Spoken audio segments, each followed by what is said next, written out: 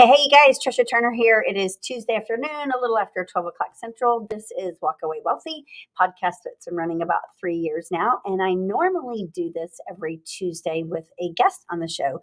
And I was going to have one on today, but I was really listening to a lot of podcasts and a lot of consumer questions in the last week or so about the market and what's going on in the market and interest rates and just questions and uncertainty and like what's really going on with the market. And so I thought instead of having a guest on today, because I was going to be talking about a different topic, I would jump on here, share some information with you guys, keep it shorter for one, and for two, I'm going to present some slides and show you some information. So if you're a real estate agent, you can best prepare for what's going on and thrive in a down market. And if you're a consumer, you can be better educated and know like what to expect and make decisions based on factual information instead of just stuff that you're hearing in mainstream media. So everybody knows that interest rates are higher than they have been, of course, since last year. And if you're in the real estate market, you do know that home sales basically have come to a screeching halt in a lot of places. We are down across the nation about 30% regarding transaction count. There are some areas that are still doing really well. There are some teams and companies still doing really well. You're really seeing the hurt as far as transaction count goes in part-time agents and in single agents, the average agent that maybe only sells 2 to 4 homes a year. Perhaps they're not selling anything right now. Perhaps they're only selling 1 or 2 homes per year. If that is your only source of income, you're definitely feeling that and you're having a problem. Lenders are also feeling that same thing because, during COVID, when home prices and home values and transaction count was at like an all-time high, everybody was eating high on the hog, right? And, people were not worried about their bills, not worrying about budgeting, not worrying about anything, not thinking, well, this too shall pass and this has got to come to an end. But like all things, everything that goes up must come down. And so that's where we are right now. No one really could foresee the interest rate hiking like they did last year. I mean, you have to think for years, we were looking at a 2 to 3.5% interest rate for years, 4 at max, right? That went on for a long time. So that was the norm or what people had gotten used to. However, in 2004, 5, and 6, even 7, interest rates norm were between 6 to 9%. So where we are today, this is 2023, March, not March, it's May, end of May, we're at like almost 7% in some areas. You can buy down that rate. And of course, you can get FHA or VA for under that. But the norm average is somewhere between like 6.5 and 6.8% right now. A lot higher than say 3 to 3.5%. So when you look at that, like last year when interest rates started hiking up, and it was around June when we saw that first uptick, and then they continued upticking throughout the year. By fourth quarter of 2022, you were looking at almost a double interest rate from where they had been. So from 3% to 6%, then they went to 6.5, almost 7%. People are like, heck no, I'm not buying a house right now. Sellers were like, heck no, I'm not selling my house right now because I'm locked in at a 2.8% interest rate. Why in the world do I want to sell my house and go into a 6.8% interest rate? I'm not going to do it, right? That's what most people were saying, and they still are. So when you think of like what is going on, why are we having such a challenge getting transactions or getting sales to go through? That's why buyers still aren't wanting to pull the trigger. Sellers still aren't wanting to pull the trigger. So it's kind of like a gridlock, right?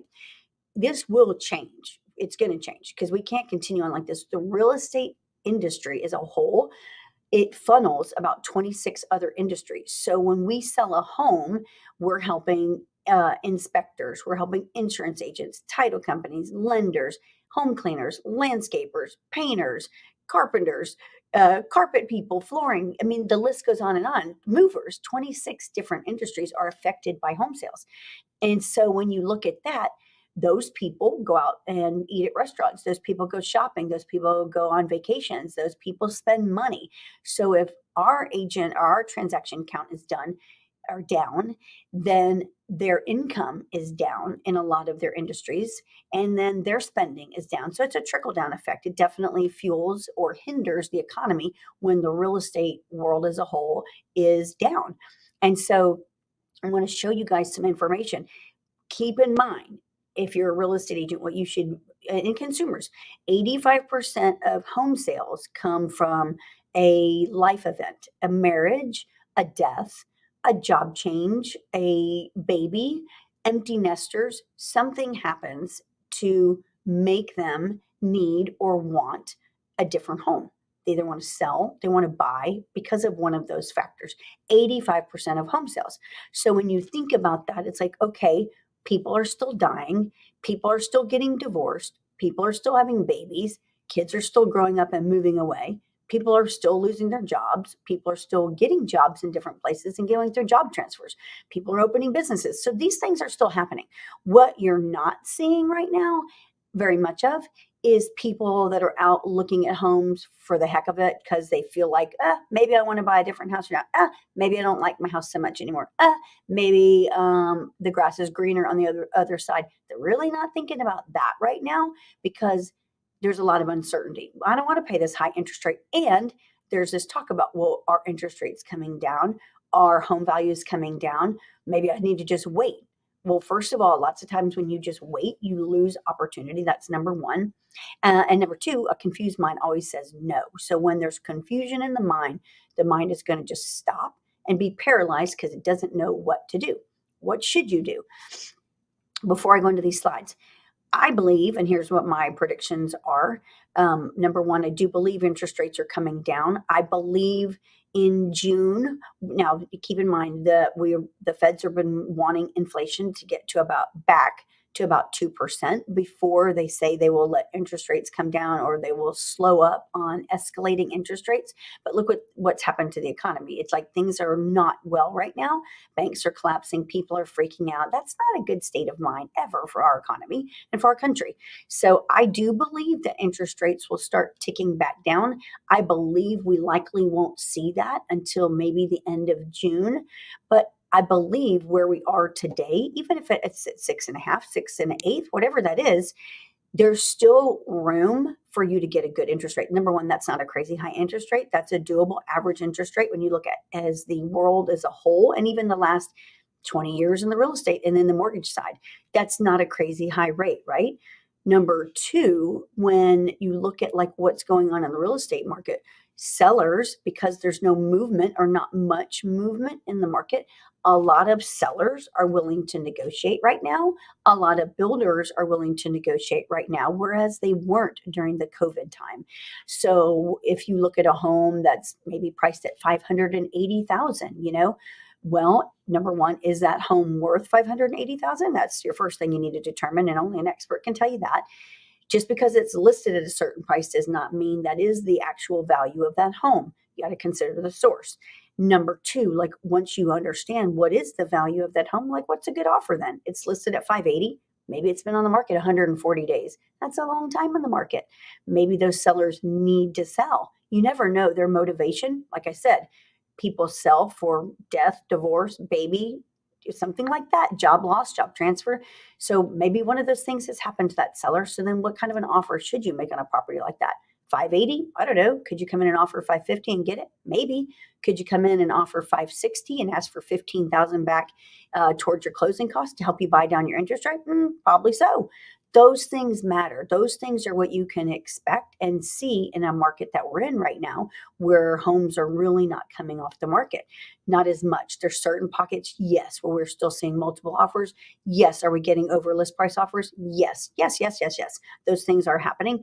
But I'm talking as a whole, and I'm talking out as a national level. We're having a lot of homes that are sitting on the market. So keep that in mind if you're thinking about buying right now. Number one, you have fewer buyers out there looking, or fewer buyers, I should say, pulling the trigger. So your competition is not fierce. Your competition is less. Therefore, you as the buyer hold a little bit more power right now over a lot of these sellers in certain situations. Keep that in mind. Also, keep in mind that if interest rates do trickle back down in about 30 days or so, which I believe that they will, what if they continue to come back down? And what if they go back down even to 5%? Or what if they dipped slightly below 5% by like end of July or so? What do you think is going to happen to those buyers who are on the fence right now? that are like, man, I can't afford a 7% interest rate, or I can't afford a 6% interest rate. Or they're just absolutely refusing to pay that kind of an interest rate. What do you think they're going to do when interest rates come back down to 5%? Do you think they're going to come off the fence and start buying? Of course they are. So if you're sitting on the sidelines of this game called real estate and you're like, I'm going to wait until interest rates get down to 5% again. Well, number one, you could also lose your opportunity to get a home, because if that happens and we run out of inventory and we end up where really multiple offers are coming in on properties and people are paying much over list price like they were during COVID times, that forced out first-time home buyers. That forced out a lot of people out of the market because they couldn't compete. My belief is that when you have options and choices and you can negotiate, you're always in a better position. So I believe the market's on the side of the buyers right now because of their negotiating power, because most sellers, not all, a lot of sellers are vulnerable right now to the conditions of the market. So keep that in mind. If you watch, now keep in mind, we're headed into an election year and things usually get even crazier during an election year. So I'm not even going to try to predict what's going to happen in like fourth quarter and 2024. But here's what I believe, and the people that I pay attention to, that we're going to have a good middle of the summer, late summer, fall. Don't know yet about winter. Don't know yet about 2024. A lot of people predict that we will have a pretty rocky 2024, but that the golden times are coming. Like 2025 is going to be amazing, and we're going to do great and wonderful things. But I want to show some slides to you. I'm going to make sure that this works. Hopefully it does, because I normally don't share my slides, but let's see if I can. I'm going to add it from my slides. Let's see. I'm going to have to put on my glasses to show you guys this. Hopefully you're going to be able to see it.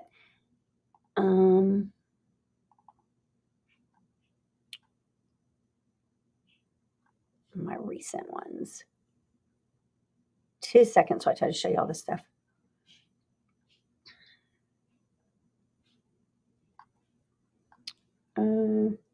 Let me find it, because it's super informative. Y'all are going to like it. As soon as I find it.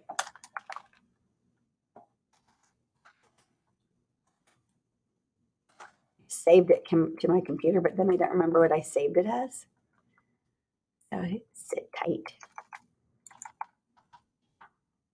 Let's find it. Because the data is really fascinating. And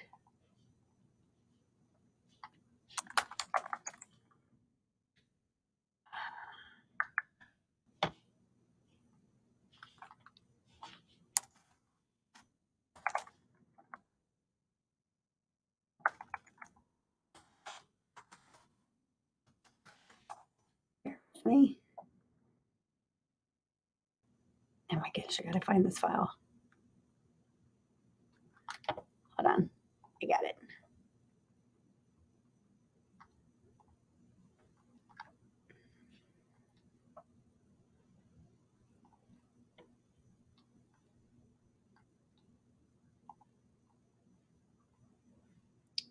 I'm going to just pull it back out of, and it's the data that I pulled out to show you guys is from the National Association of Realtors. Give me 2 seconds. See, I normally am better prepared for this stuff, but because I've never done it like this, I'm going to resave it, and so I can share it for you guys. 2023. All right. Should be able to get it now. Okay.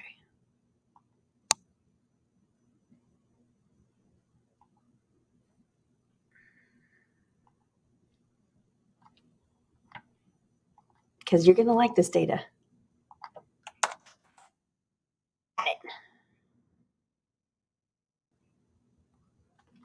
Okay. Let me see. Let me add it to the stream. It's processing, but this data will like show you stuff. And so for you real estate agents, where I'm going with all of that, let me add this to the stream. Okay, so check this out. Okay, so I want to show you here. I'm gonna get to the good stuff. So when I was telling you and before when I was going through this that they're trying to get inflation down to 2%, here's where it goes back to. So look at 2019 and you got to think like what was spending like going on in 2019? What was the real estate world doing in 2019? This is the chart on inflation. So this starts in January of 2019, shows you the inflation rate. It was pretty steady, dips down March of 2020, and then it starts rising around February of 2021, and then really starts rising, right? Keep in mind, like all the stuff that's happening, home sales are you just going crazy, right? Here it is continuing to rise, inflation, all the way to May of 2022. So that was a pretty steady incline from February 2021 to May of 2022. Now it's been steadily declining, which they want. So they say when it gets to 2%, or when the goal is to get to 2%, then we can start seeing a relief in rates, right? Interest rates. Interesting. Okay. So we're still there. I mean, we're almost there. Look at this though. It shows you that COVID inflation was the highest it had been in 40 years. Look at what inflation was like in 1970. January 1970 went down. So it was like a little over about 6%, went up, shot up in 1970, it looks like 3, and then came back down, shot back up again in 1980. And you always hear from people like they had these crazy high interest rates in 1980. That probably was due to inflation. I don't know. I wasn't like in the housing game then. But then you look at steady inflation since then. Been going along, 5%, dips down, dips down, dips down. And then here it goes back up in 2021. So check that out. I find all this stuff very fascinating. You probably find it boring. But look, here's rents. Rents have continued to increase. Check this out. Here's January 2019, steady, steady, steady, steady, steady. Little bit of a dip in 2020. Then they start steadily going up, and they've been steadily going up since July of 2021. Now, rents have kind of leveled off a little bit right now, and I'll tell you why. Because if you look at the apartment communities, they're being built like everywhere. Here in Houston, in the suburbs, they're everywhere now. Why is that happening? Well, let me tell you something. When housing prices escalated like they did, interest rates escalated like they did, there's a lot of people living on fixed income. Who's living on fixed income? People that are at a job where there's not a lot of growth for them. There's not a lot of advancement for them. There's not a lot of opportunity for them to make more money. The elderly who are living on Social Security or pension funds or whatever, these are people living on fixed income. How do they get more money? I don't know. I don't know. I'm not in that situation, but I don't think they can. So if they're somewhere where they can no longer live, say they sold their house to get out of a debt situation, pay off credit card debt or something, can they afford to buy another house? Maybe, maybe not. And so when you look at people that are really understanding multifamily, and why are they building so many multifamilies? Because these people are being forced out of home ownership because they can no longer afford to live in homes. Well, a lot of the times they can't afford to live in apartments either because the rents are sky high in apartments. Those people that are in fixed income, a lot of them are being forced to live in RV parks and trailer parks because it's much more affordable. They can buy an RV and make a monthly payment of, $400, maybe $800 a month, depending on the size of the RV that they buy or camper. They can go into an RV park on a permanent basis or into a trailer park and just pay a monthly pad site of maybe $400 or $700, depending on your area. So add that up, and it's a fixed expense. So what you are seeing here where rents are leveling off, it's because they're building them like crazy. Are they overbuilding? I don't know. I know that there's over 90,000 units slated to be built still here in the Houston area just in the next 12 months. So that's a lot.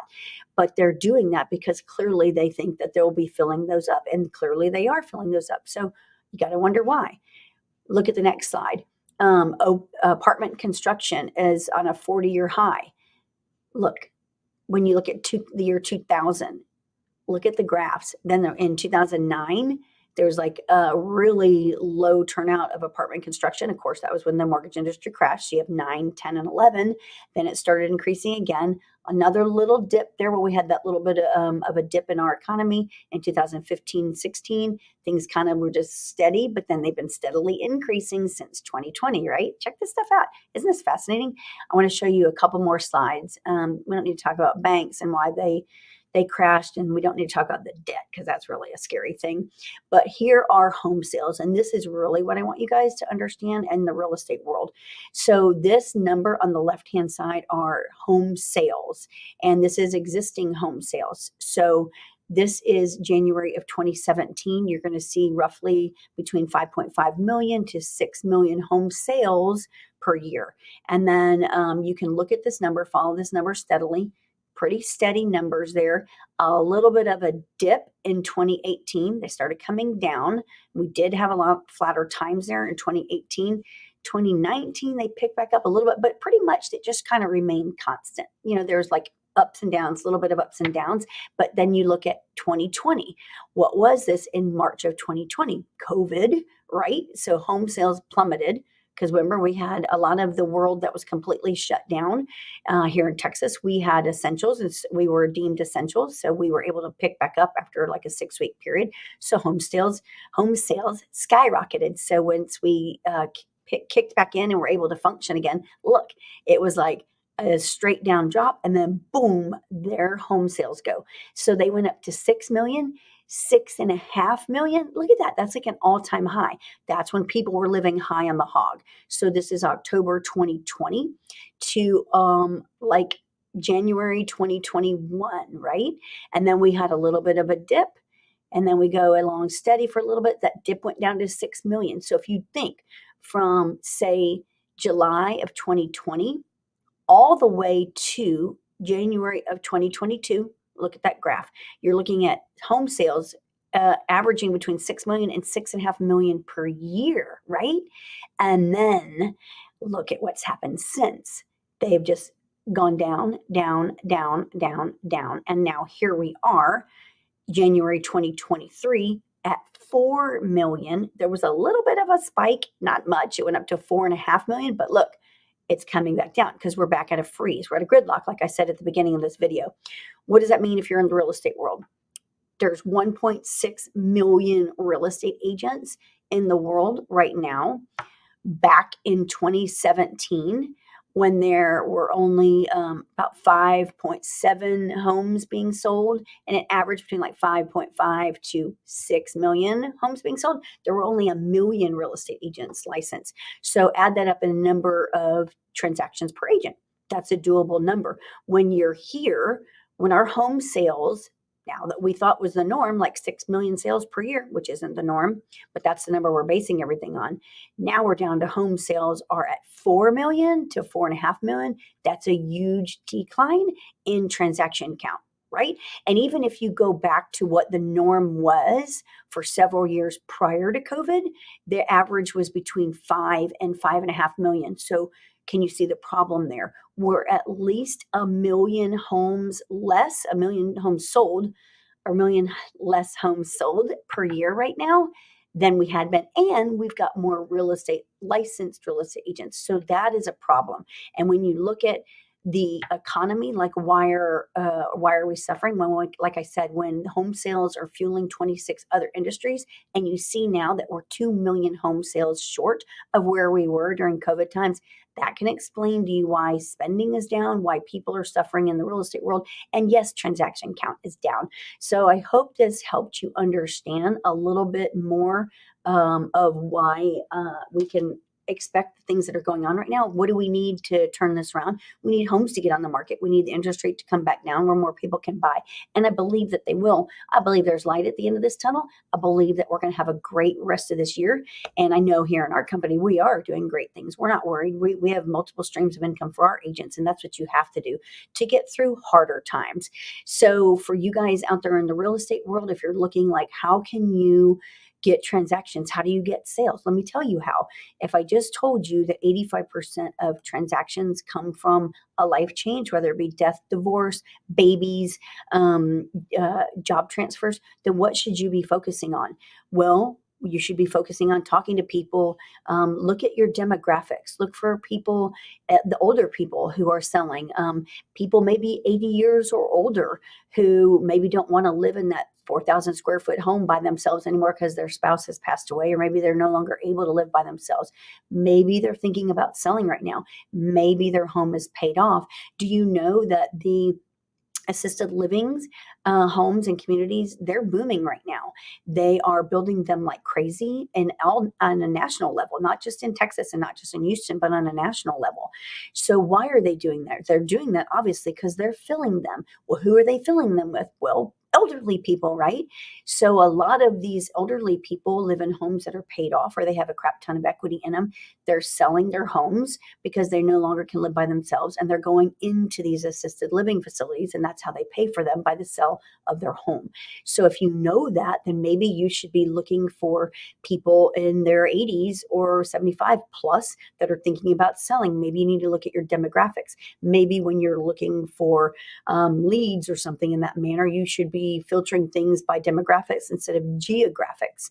And so look for, get involved with like divorce lawyers. Talk to them. Like, how can you get into business with them? How can you help them? Most divorces, when a divorce comes around, not only do they usually have to sell the home that they live in, but a lot of times that husband and wife, when the divorce is final, will go buy a home, each of them. So now you're talking about 3 transactions instead of 1. And if you do a good job, then you're talking about referrals from both sides. So there are ways to get business. There are always ways to get business. There is light at the end of the tunnel. Don't think that this is grim. This is just reality. And I think the more you, the consumer and the real estate agent, can be educated, the better off you are to make decisions, the better off you are to take care of your family. If you are in real estate and you're struggling and you're not with somebody that's helping you, definitely reach out to us, because that's what we're all about. We believe we're better together, and we believe in abundance, and we believe that the real estate market has ups and downs, but we're always looking at the glass being half full. I'm Trisha Turner. If you guys want more info about real estate tips and what I think about your market or your home or anything like that, you can always schedule a call at calltrishaturner.com. And if you want to be a guest on the show, I'm always looking for people that want to talk about the real estate market, want to talk about their business and share their story. I believe everybody has a story to tell, and I believe everybody has a success story. Peace out. Have an awesome day. Bye, y'all.